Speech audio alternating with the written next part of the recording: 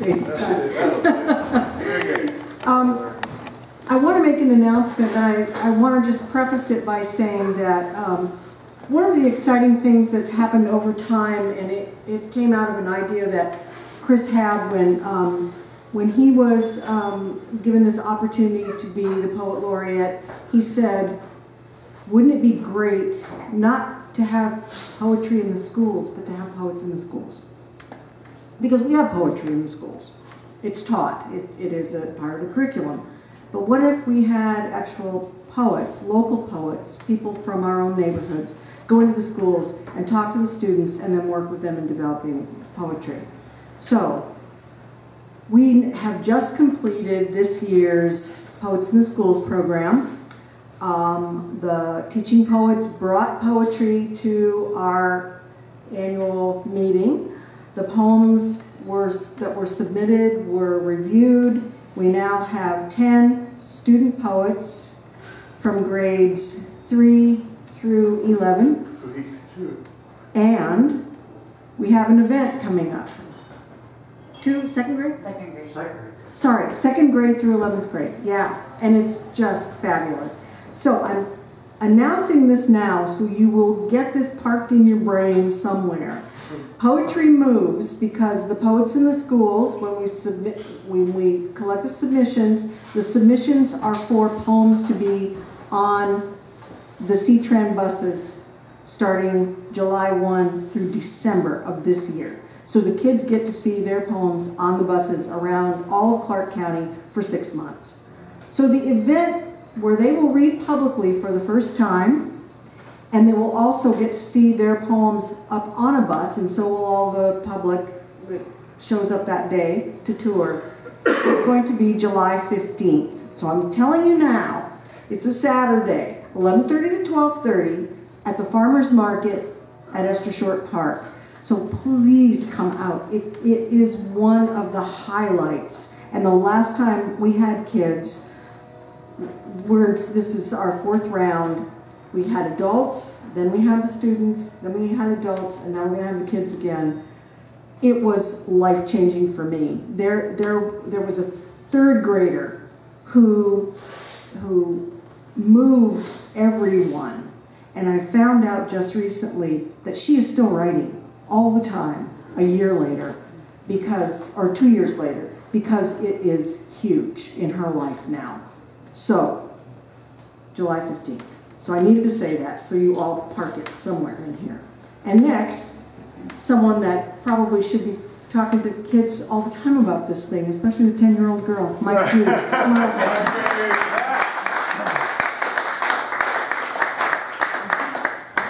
I do. I was chatting with a few at Oregon Children's Theater production of Pinkalicious this morning, and I will tomorrow morning as well. Have to be a bit subversive when you're on the job talking poetry, but you know, sometimes I just say, "You're great, yeah, Scooby-Dooby-Doo." You couldn't get away with a lot of them. And sometimes that's what you can get away with. This is for a friend of Ghost Town, Dusty Santa Maria, who was featured at Tony's this past Monday.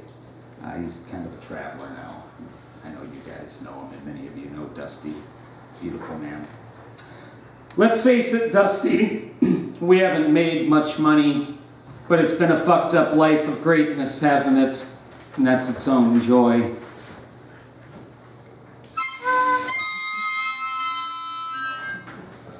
Sadly, Dusty, not only have we never fit into society, we've never even fit into a straitjacket. So many powder kegs, Dusty, so little time to diffuse them. Isn't it interesting and horrific, Dusty, that the aging gate attendant said to the trainee at La Boheme the Opera, "Generally, I don't worry about grandmothers sneaking hand grenades in their purses or in their pussies. I'm not that paranoid." Dusty, the peaceful floating towards sanity as I see it, looks like making the degraded fragments whole. Looks like letting the whole make song, not war against the parts. Not shoving one sunshine into another's face. Setting it free to do its rising, setting thing, unwarped in a way reflecting the new brain. Forgiving that touch of evil in the llama's eye and radical empathy for her spitting. For all those who dress like scary clowns on a Sunday night cry with Amy Winehouse, dancing flamboyant in fuck logic Mr. Spock t-shirts.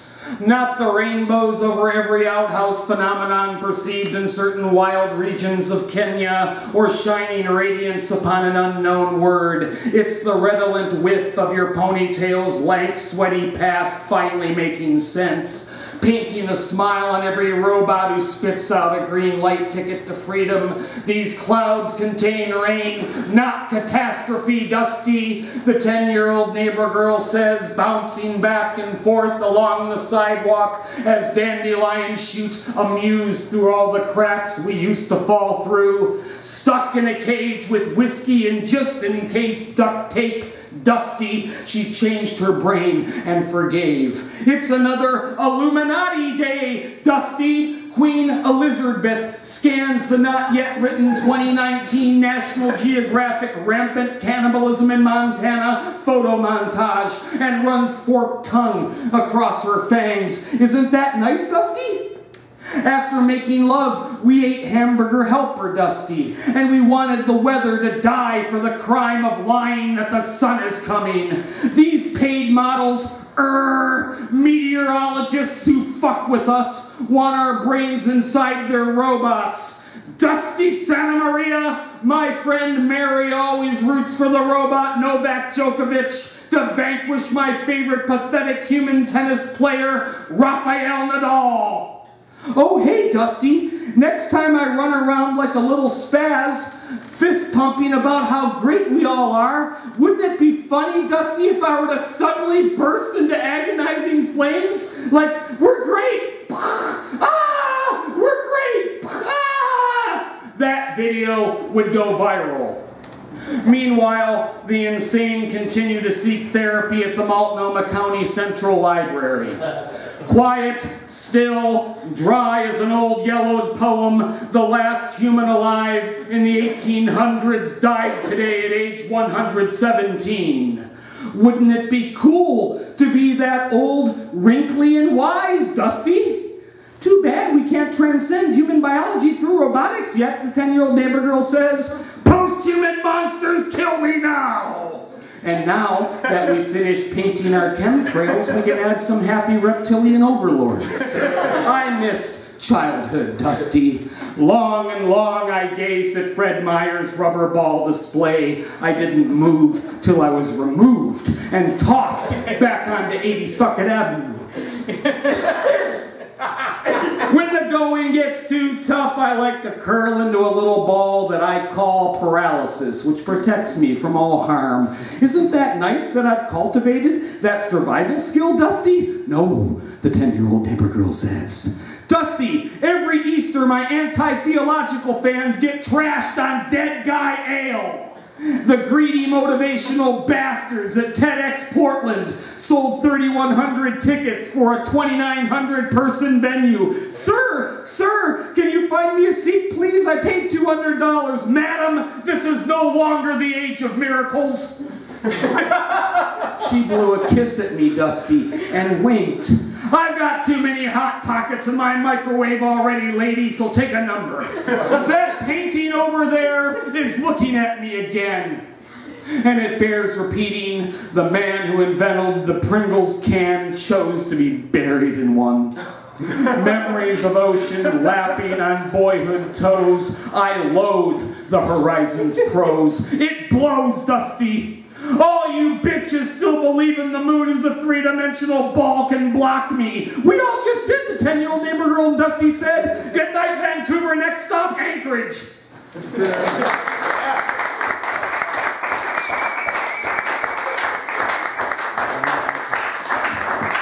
A, man. Fucking A. one of the great joys of my life is going to one of the Portland Five or thereabouts and seeing Mike G. It's like seeing Clark Kent. You know what I mean? If you knew that Clark Kent was Superman, he's a totally different dude in that blue blazer, and I'm sure that he's fucking some serious shit up over there. It fucks me up to see him. I always have to give him a big hug because it's like, all right, man, we all got to do what we got to do. It's a beautiful thing that you're there. And you know, I could barely afford to go to those things too, so I'm usually just happy that I'm in the room too. You know what I mean? So Tony was talking about Poetry Moves. We are super proud of this program, and you know, if we had had one round of it, it would have been a beautiful thing, and we'd been happy. We could have gone home and said, and the first round was amazing. You know, it was great. So now we're about to do our fourth, but you still have 2 months, or almost 2 months, a month and a half, to see the adults from this round that started in January. And one of them is our next reader, and he knows this. I'm not saying anything he doesn't know.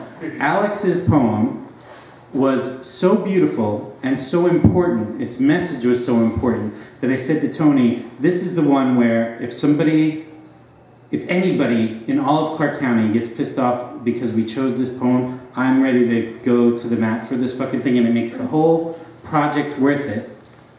I didn't have to do that, but it's a beautiful thing that it's out there, and I don't even know if he wants to talk about it or not. Just ride the buses until you get a chance to see Alex's poem, and if you don't, Alex or I will show it to you. It's, yeah, like, for me it makes the whole process of all of it worth it that we got this one poem on, and it's probably a cool thing about Clark County that we didn't have to fight off protesters or whatever, but, you know, it's a poem that people need to see and hear. So hopefully that whetted your appetite for our next reader, Alex Biggio. Come on up.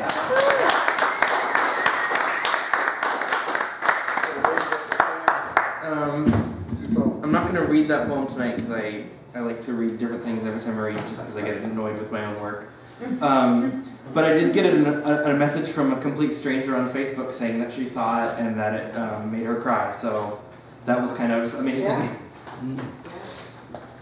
But the first one I'm going to read tonight came out of the work. You always introduce us to poets we've heard of, or artists we've heard of, but don't necessarily know their poetry, or just... So this is after a poem titled You Came by Alice Walker, and it's titled You Tried to Swallow Me.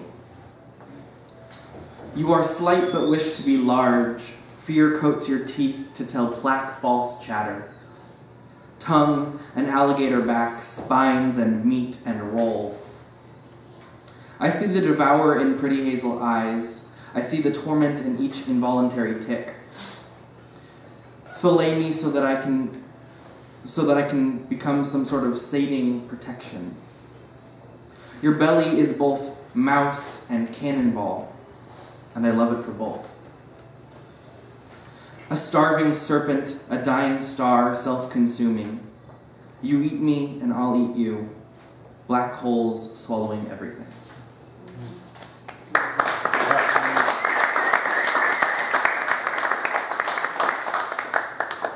So the next two are kind of downers, but I feel like there's some of my stronger stuff recently. One of them is sort of autobiographical, but also latches on to this character I've been writing a lot about, and it's titled Hypertension and Panic, The Well of a Witch's Power. Before you earned your title, you were laying on the floor of your first apartment, stomach roiling wave, distended, ripping itself as far away from you as it can. Before you forgave yourself for slipping neon-sapped salve, you pursed up to plastic bottle edge and tongued the carbonated nectar until dry flowers crumbled, then lifted bloated body onto the next. When you were still a student, you gulped air-filled liquid with silly names. Soda, salted earth, pop, soft knee cartilage locomotion, a ritual that only ends in death. You called your best friend to bed at the solstice climax, not for warmth or pleasure, but to stop your body from fizzing, shaking itself apart. Panic attacks don't feel like heart attacks to you. They're a shaken 12-ounce can, 20-ounce bottle, 2-liter chasm of Mountain Dew, cherry Pepsi, or some bright orange star threatening to explode. Yeah.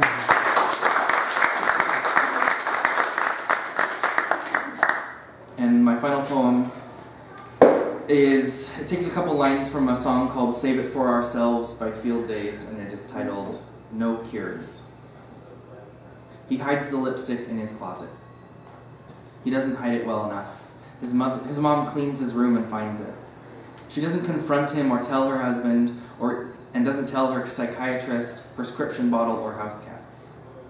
She holds the gold case in balled fist near her breast like a talisman. The stick melts red from the heat. Takes out a razor and saves his face. From the blinding bright of his river, he envisions himself picture perfect in the bathtub, in a pile on the floor, tucked in bed. Face drained from drought, but unmarked by time or force. He imagines his father walking in on the oasis sprung up around his body. Looks in the mirror, sees a stranger. Sheer cliffs where apple cheeks once orchard cling. Collar, shoulders, belly, now boneyard. Eyes, dark chargers like the ones his mother pulled out for Christmas dinner. Head, once lush wheat, now sown asphalt with only a few city tufts left for dogs to shit on. Above his left eye, a lesion. On his pulse, neck, wrist, lesions. 3 circle his heart. 4 home themselves on his lover's burden back. Thank you. That's it.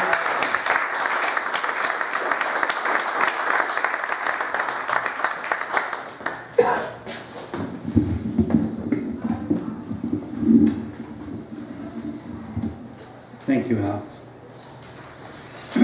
And next we're going to hear from Russ. There he is. I couldn't see him for a second, but here he is. Yeah, say hello to Russ, everybody. Yeah! Welcome back. Thank you, Mike G. Wow, life gets busy. 4 or 5 months that you don't do something that you need, that you love, that sustains you, your community, a piece of your community, that you get busy doing other life stuff. It's good to be back. I love you all. Welcome back. If you want to know what's been going on, just talk to me. It's been a busy life. I explained some to Mike G. There's been multiple threads going on. Anybody besides me a Brezhneite? Yeah.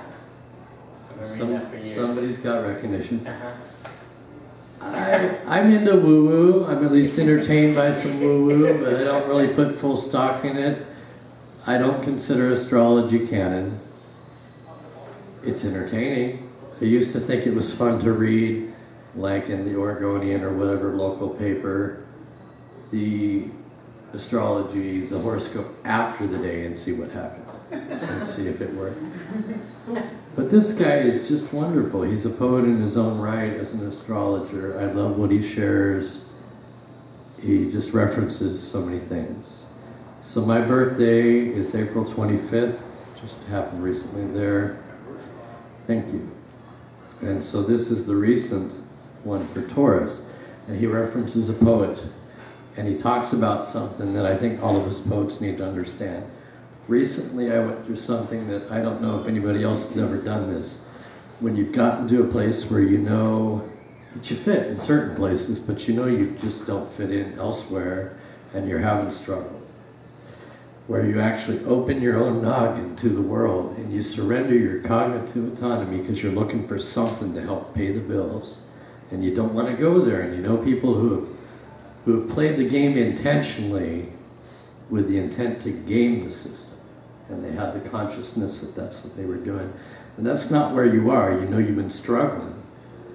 And you're just looking for one way to help make sure you still have shelter.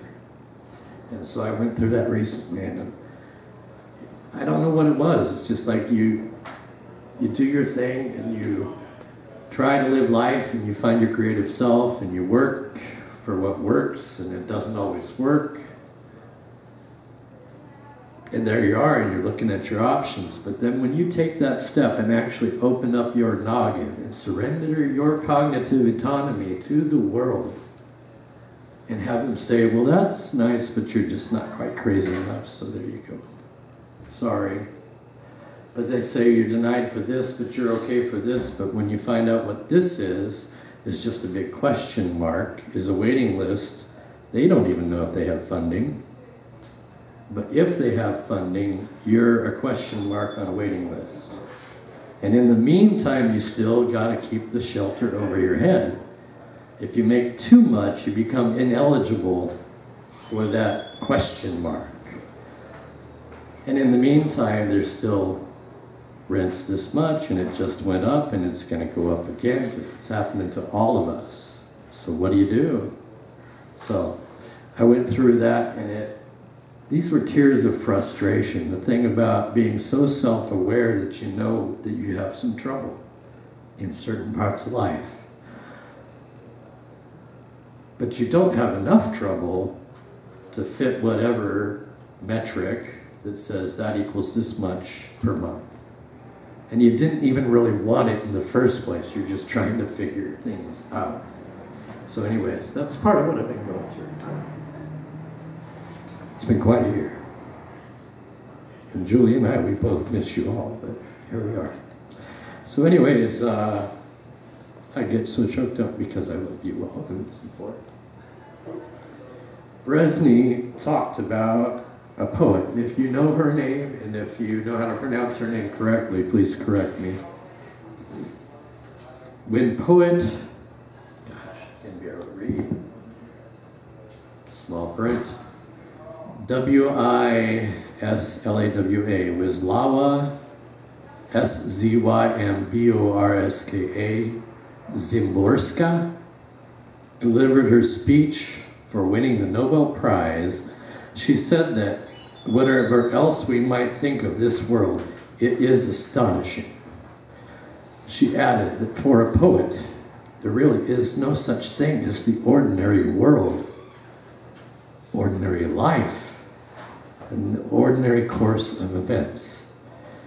In fact, nothing is usual or normal. Not a single stone and not a single cloud above it. Not a single day, not a single night after it, and above all, not a single existence, nor anyone's existence in this world. And now this is Bresney. I offer you her thoughts, Taurus, because I believe that in the next 2 weeks, so I'm sharing this with all of you, I'm sharing what he had to say to me and my tribe, because you were my tribe as well. We're all poets. This is a difficult existence. It's hard to know why we're doing this, what we're supposed to do, why we still do it, why we want to do it, why we do it when we don't want to do it. We're compelled to it. All of those reasons. I offer you her thoughts, Taurus, because I believe that in the next 2 weeks you will have an extraordinary potential to feel and act on these truths. You are hereby granted a license to be astonished on a regular basis. So there's Preston. There you go.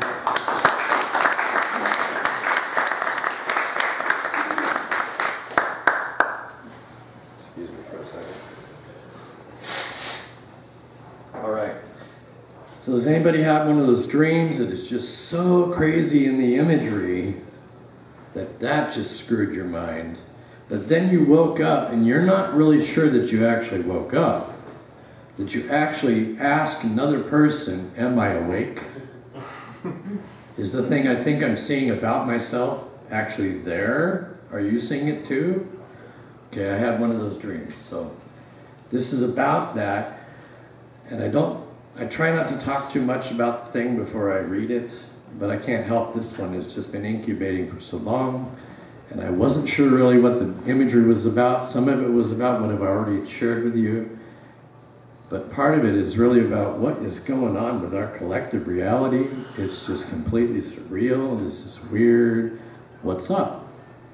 So here you go. I'll share this dream.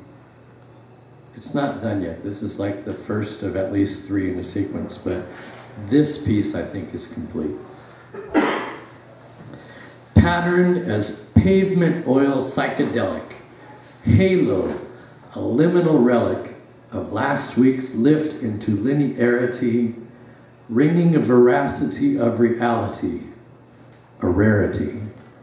At this temporal waypoint, chromatic wrapping paper, collage cutout, rounds the pupil of the eye, not mine, yet is still. The eye and I. Sheen on oculus does fill with these ethereal echoes on the edge of moments preceding. That room was mine, though not one the woke eye has ever lived in. Those bros, I knew them there, though not here. Disrupted, furnishings askew, door off hinges. Aside the frame, canted against the jamb. Coda.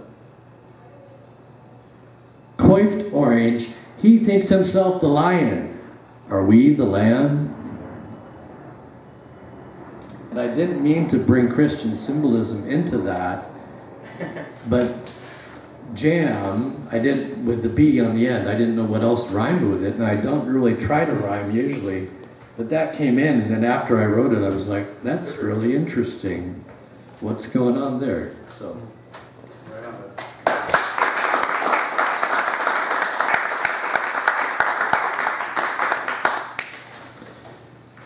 Felt like also sharing something, presenting in 3s. I like 3s. So we had Resny, we have me, and we have me. I love this form. It's different than that, and I talk too much about this process, but I love it. It's like clay compared to whatever we do when we write pen on paper.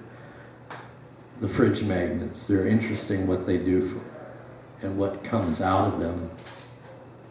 And this is kind of a heavy one when you think about it here. Sorority sexual relations. Inhale, cry in me milk. Worshipping beauty, lecture, boil, delay. A giant sucking sound. Bypassing the buck. Blood red apparatus. Best night never. Didn't inhale love from beneath life. Bare breast language incubates lifelong. Learn, goddess, dreams the river is stronger than your modern world. Thank you.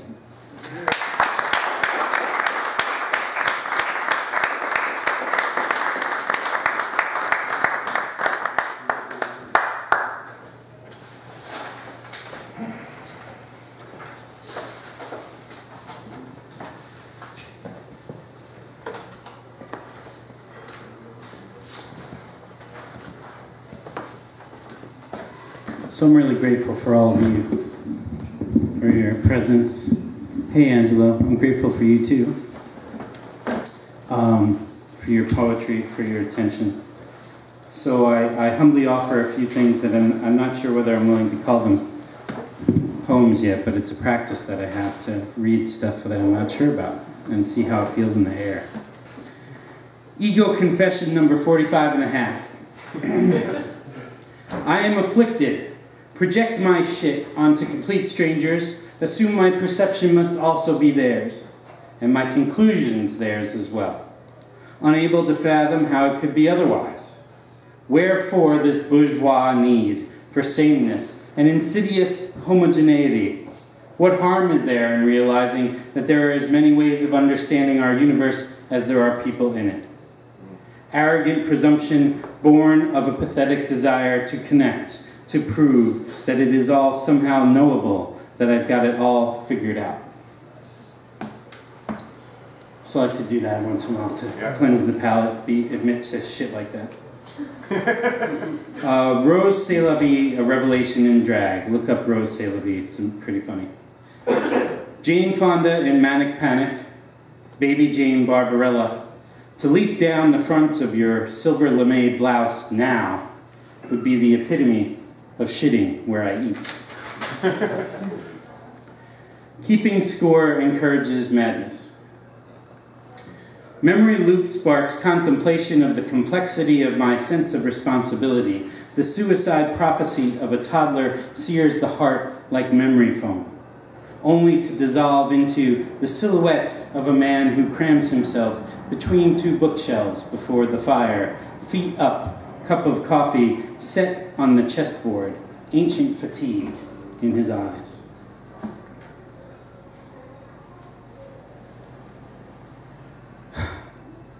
Marshall Distilled at Vancouver School of Arts and Academics.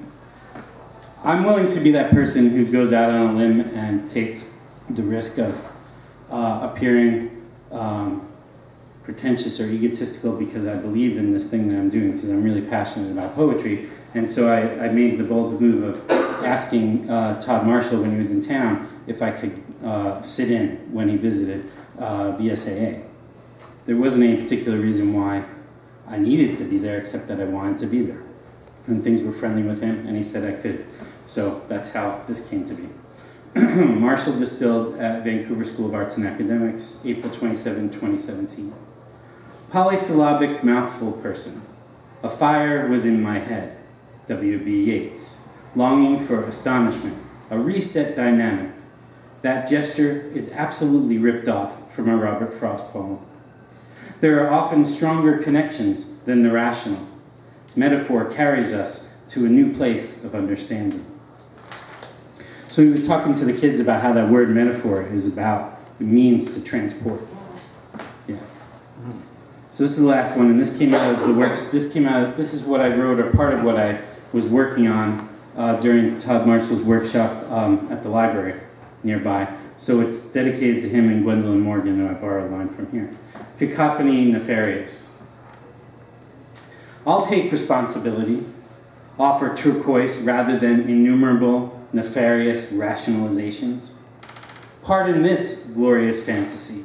Turquoise orbs turned upward, the muscle in her neck taut, as garish red lips worry away at my fortune. My sought-after someoneness rewarded in the bushes behind Officers' Row, doors open as the blue shawl sways. A single tear rolls down her cheek.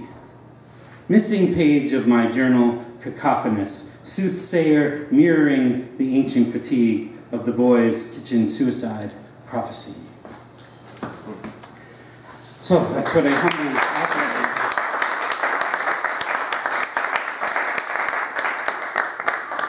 I encourage you to try it. I mean, perhaps some of you have done this tonight and just didn't decide to say that's what you were doing like I did. Every time I have the opportunity to read, even if it's an opportunity that I created like this, right, I try to read something that is so new and so raw, I'm not sure about any of that stuff that I shared, and so I really want to thank you all for helping me to experience that, and I think I know a little bit better how I feel about some of it now that I've read it. The other thing too is, and I've been thinking about this a lot, you know, I will say in conversations with Tony and other people that I'm an open book, and I really do practice trying to be real and sincere all the time. That's important to me. But of course it's not 100% true that I'm an open book in that way.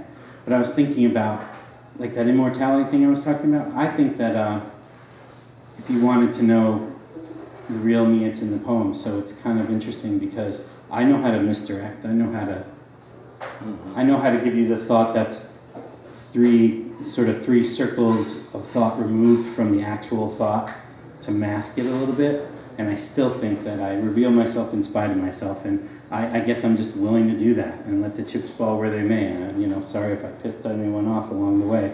You know what I mean? That's what I like about the 10-year-old neighbor girl too. It's like the 10-year-old neighbor girl is everybody's. It's our conscience. She's the she's gonna give us a kick in the shins to remind us to get our shit together. Stop being assholes to each other. Don't ask me, ask her. That's a way I would sum up what the project of Ghost Town Poetry Open Mic is for me too. Is trying to model a way of being a poet where you're not an asshole all the time.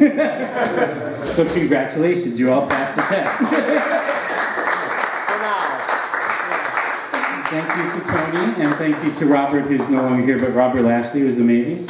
And what else? Oh yes, and please join us next month, where we'll have Rob Katsuno, who was rescheduled because of the storms, and Dan Raphael, who has been a feature in Ghost Town Poetry Open Mic, but it's been a while. And Dan's the kind of guy who puts out like 2 or 3 books a year, so probably by the time it rolls around, he'll have a couple of new books to read from. And he's enormous and connected to the earth, and to me, like the person I look to for how to do this thing, how to do this poetry thing, Dan Raphael. So that's June 8th. Come back and see us, and thank you again for everything. And one last request, if you have any energy before you run out the door, if you have like a couple of minutes, we're trying to stack these 4 high. And then we know we'll put them away. But if you could help us out with that, that'd be great. Thank you all. Yeah, thanks a lot. See you next month.